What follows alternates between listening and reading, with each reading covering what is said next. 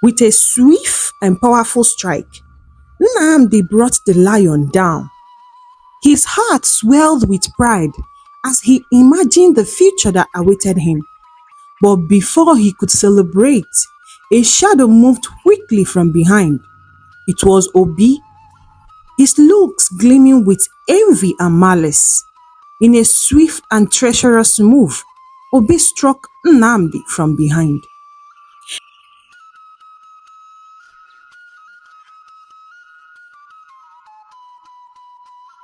In the heart of the ancient Nigerian kingdom of Udo, King Ekene sat on his elaborate throne, his face full of worry.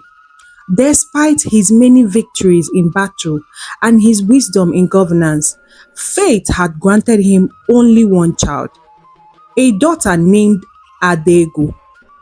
King Ekene was a man of great stature and commanding presence. For years, he had led his people with wisdom and great courage, earning their unwavering loyalty and respect. His reign was marked by peace and prosperity, and the people of Udo looked up to him as a father figure. However, the king's heart was burdened by a deep personal sorrow that no wealth or power could stop. He has an only child named Adego. She was the apple of his eyes, a princess of remarkable beauty and grace, admired by all who beheld her. With her radiant smile and kind heart, she embodied the very essence of loyalty.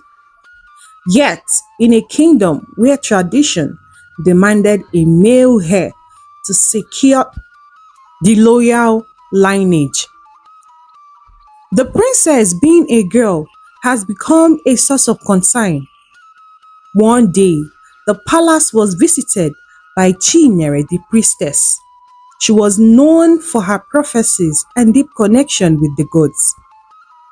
Your Majesty, Chinyere began, the gods have spoken. They have revealed a path to ensure that your lineage continues its reign. But it comes with a condition, one that must be met with utmost seriousness. King Ekene leaned forward, his eyes fixed on the priestess. Her words carry a weight that could not be ignored. Princess Adego must marry a worthy man. The man who will marry Princess Adego must prove his worthiness by killing a lion.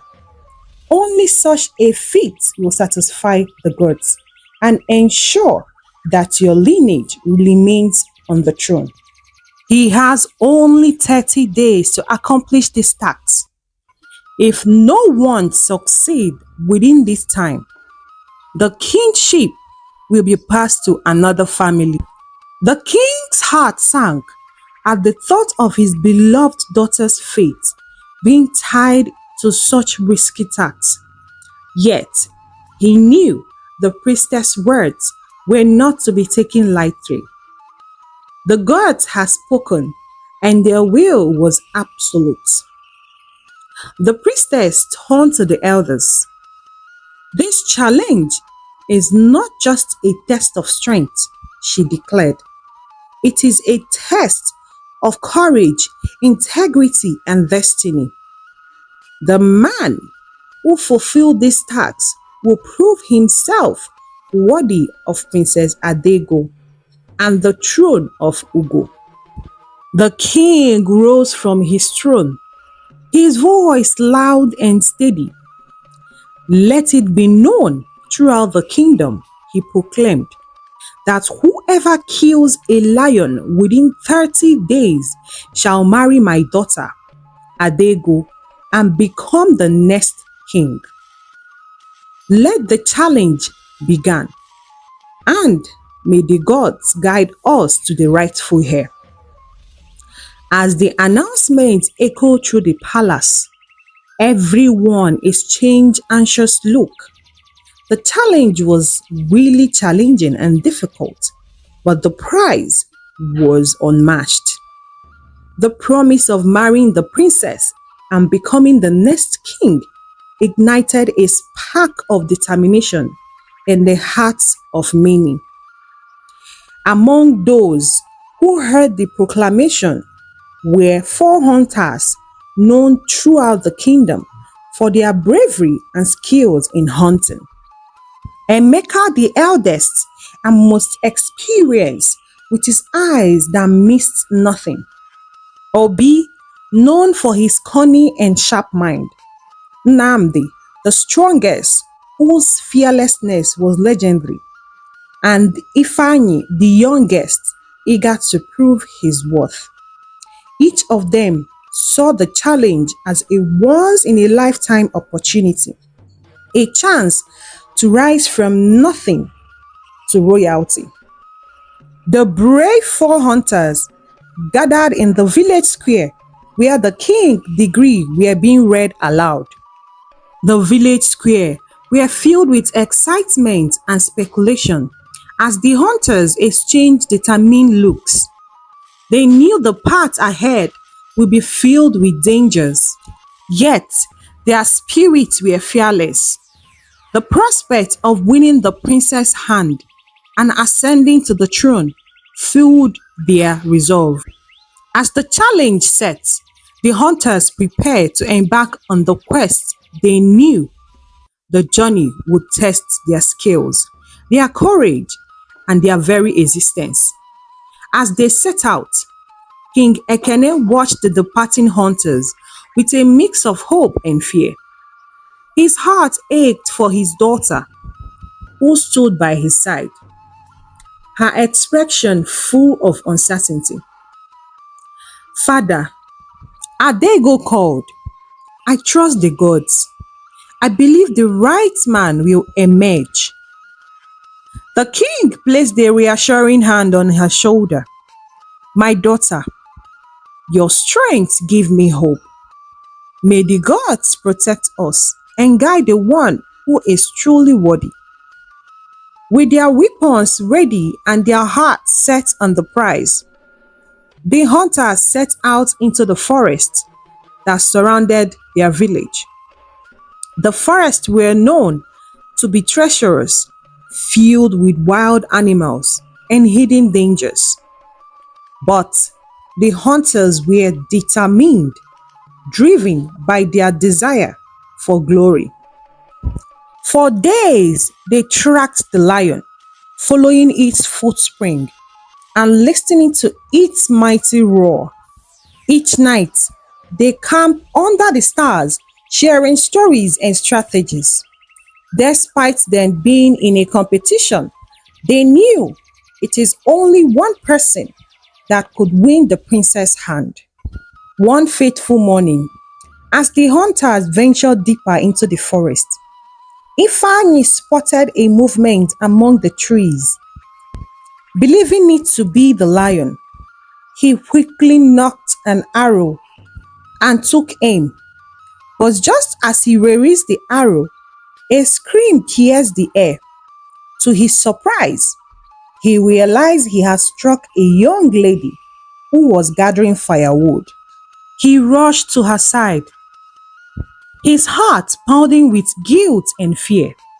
The girl was in a serious pain, holding her hand. I am so sorry, Ifani stammered. I thought you were the lion. The girl's eyes filled with tears, but she managed to give a weak smile. It's not your fault, she said. Without wasting a moment, Ifani carried her to his hut, where he tended to her wounds as best as he could. He knew he had to find a healer quickly, for the injury were really severe. Ifani summoned the village healer, a wise old woman named Mamachi. She examined the girl's hand and shook her head gravely. Her hand is badly damaged, she said. It will take time to heal and she will need constant care because she won't be able to make use of this hand for a long time.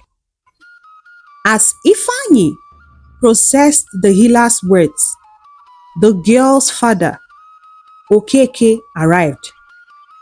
Okeke was a feared man in the village, known for his temper and strength. When he saw his daughter's condition, his eyes blazed with anger. "You did this to my daughter?" Okeke shouted at Ifani, grabbing him by the collar. "You will take care of her until she is well. If anything happens to my daughter, you will pay dearly. Do not say I did not warn you." Ifani fearfully nodded, his heart heavy with the burden of his mistake. He vowed to take care of the girl, whose name he learned was Amara, until she fully recovered. Meanwhile, the remaining three hunters pressed on their mission. As days turned into weeks, and their determination only grew stronger. They knew time was running out, and the prize was with reach. One evening, Nnamdi spotted the lion's track near a watering hole. He signaled the others, and they quietly prepared their weapons. As they waited in the bushes, the lion emerged. With a swift and powerful strike, Nnamdi brought the lion down. His heart swelled with pride as he imagined the future that awaited him. But before he could celebrate, a shadow moved quickly from behind. It was Obie, his face gleaming with envy and malice. In a swift, treacherous move, Obie struck Nnamdi from behind, ending his life. With a cold smile, "I am so sorry, dear friend. I had to do this. Thank God I am the only one you elected. I need this position more than you. I am sorry you have to die this way." He took the lion and made his way back home to the palace, leaving Nnamdi's lifeless body behind. When Obie arrived at the palace with the lion, the kingdom erupted in celebration. The king praised his bravery and announced preparation for the wedding and coronation. Princess Adego, although saddened by the way she's getting married, she would have liked to fall in love and marry with all her heart. But considering the situation, she doesn't have a choice.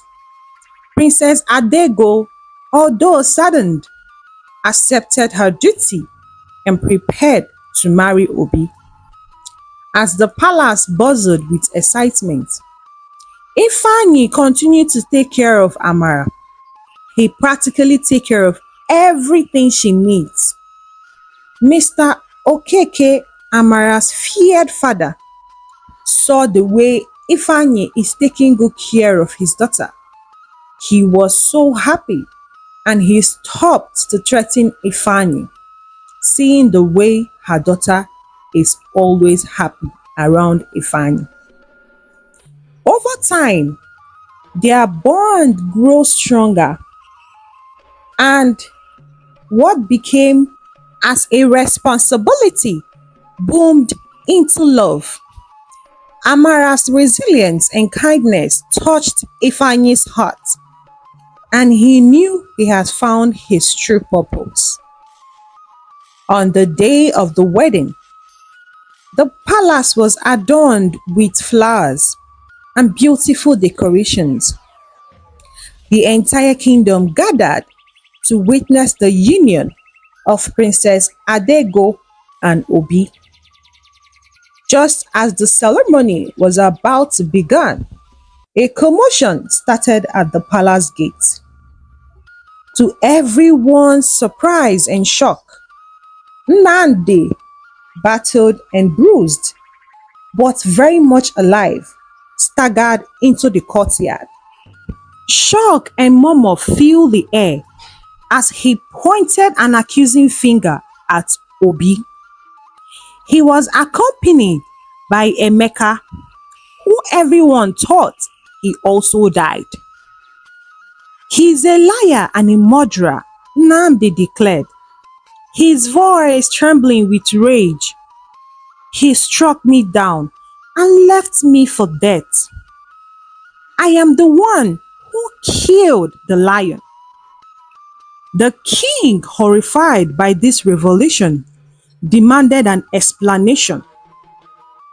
Emeka took up the duty to explain everything that happened. "Nnamdi is the one that killed the lion. He alerted us. So we followed his guide. He was the first person that sighted the lion and he killed the lion. But I was far away looking at Nnamdi and Obie.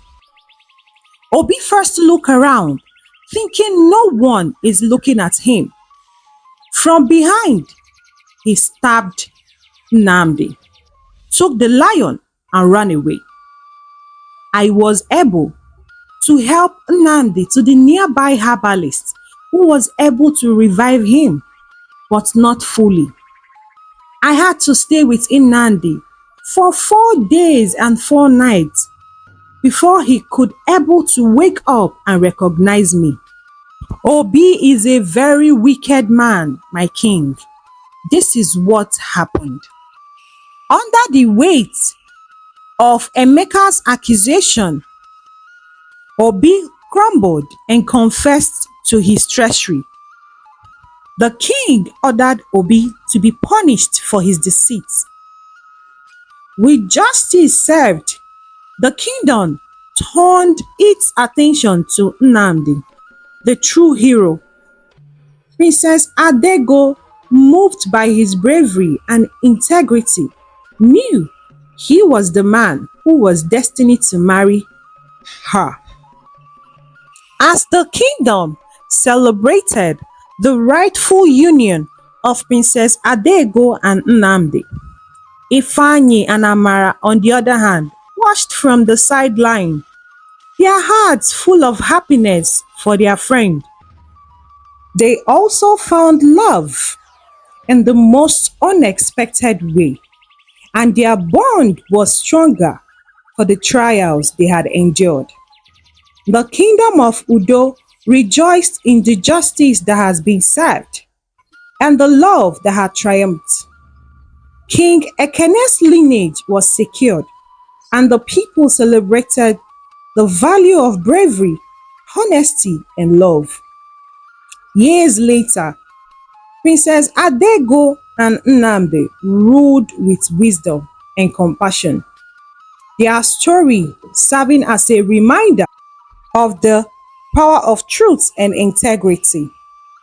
Ifani and Amara too built a life together, their love story a testament to forgiveness and the unexpected path life can take. In the end, the kingdom of Udo flourished, and the legacy of King Ekene continued through the generations, a tale of courage, justice, and enduring love. I hope you enjoy this amazing tale from African Folktale by Mona. Please give it a thumbs up if you do. We are sending a special hug to Juliana King Horn 3795 watching us from Jamaica, and Miriam Ketega watching from Uganda. Thanks for you all massive support on this channel. Don't forget to share, subscribe, and please turn on your notifications to get notified when I post my next amazing tale. Thank you and God bless you.